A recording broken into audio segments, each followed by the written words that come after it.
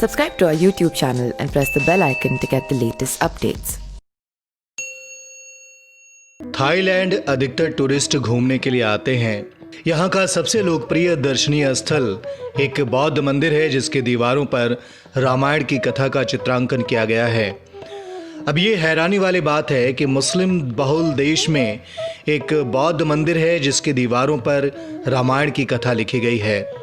इस हैरान करने वाली स्थिति से ही दो चार होने के लिए टूरिस्ट सबसे ज़्यादा यहाँ आते हैं।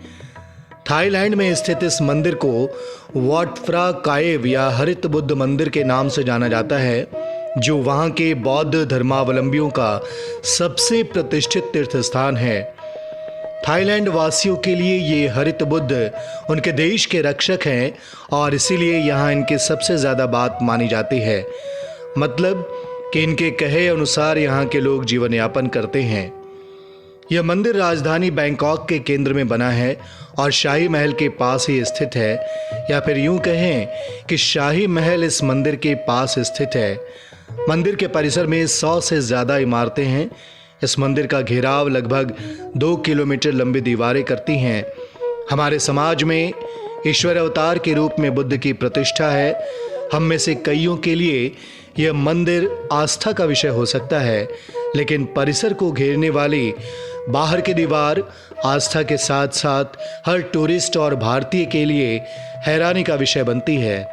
इस मंदिर को घेरी हुई पूरी दीवार पर रामायण का चित्रांकन किया गया है, वो भी बहुत ही अव्वल दर्जे की चित्रकला यहाँ की गई है।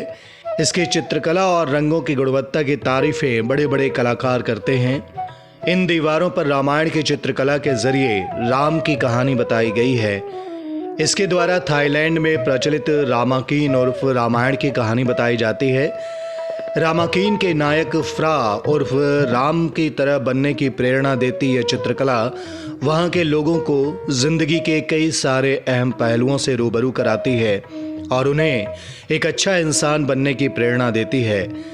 सबसे अच्छी बात तो यह है कि वहाँ के लोग कहानी से मिल रही शिक्षाओं को अपनी ज़िंदगी में शामिल करने की पूरी कोशिश करते हैं।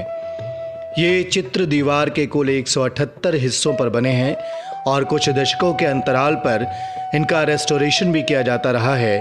पिछली बार 2004 में ऐसा किया गया था। थाई भाषा में रामाकीन का मतलब होता है राम की गौरव गाथा। ये कहानी वाल्मीकि के रामायण की तो नहीं है, लेकिन उससे काफ़ी मिलती जुलती है।